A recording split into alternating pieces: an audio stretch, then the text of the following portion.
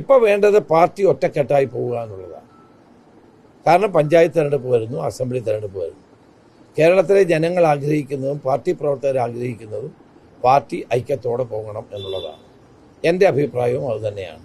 പാർട്ടിയിൽ കൂടുതൽ ഐക്യം ഊട്ടി ഉറപ്പിച്ച് എല്ലാവരും യോജിച്ച് പ്രവർത്തിക്കേണ്ട ഒരു അന്തരീക്ഷം, അങ്ങനെ ഒരു അന്തരീക്ഷം ഉണ്ടാകും എന്നാണ് ഞാൻ പ്രതീക്ഷിക്കുന്നത്.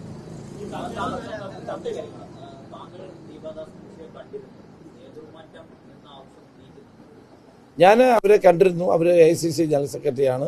കേരളത്തിൽ വരുമ്പോൾ അവരെന്നെ കാണണമെന്ന് പറഞ്ഞു. ഞാൻ അവരെ കണ്ട് സംസാരിച്ചിട്ടുണ്ട്.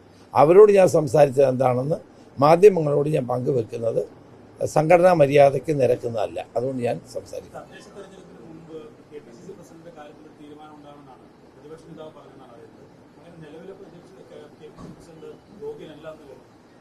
ഇത്തരം വിഷയങ്ങളൊക്കെ പാർട്ടി ഹൈക്കമാൻഡാണ് തീരുമാനിക്കേണ്ടത്. പാർട്ടി ഹൈക്കമാൻഡ് എന്ത് ചെയ്യണം, പാർട്ടി തെരഞ്ഞെടുപ്പിലേക്ക് പോകുന്ന സന്ദർഭത്തിൽ യുക്തമായ നടപടികൾ പാർട്ടി നേതൃത്വം എടുക്കും. എന്ത് വേണം എന്നുള്ളത് പാർട്ടി എല്ലാവരോടും ആലോചിച്ചിട്ട് തീരുമാനമെടുക്കും. അത്രേ ഉള്ളൂ. അല്ല, തദ്ദേശ സ്വയംഭരണ തെരഞ്ഞെടുപ്പ്, നിയമസഭാ തെരഞ്ഞെടുപ്പൊക്കെ വരുമ്പോൾ പാർട്ടിയെ ശക്തിപ്പെടുത്താൻ എന്ത് ചെയ്യണം, നേതൃമാറ്റം വേണമെന്നുള്ളതല്ല, എന്താണ് ചെയ്യേണ്ടത് എന്നുള്ളത് പാർട്ടി തീരുമാനിക്കും.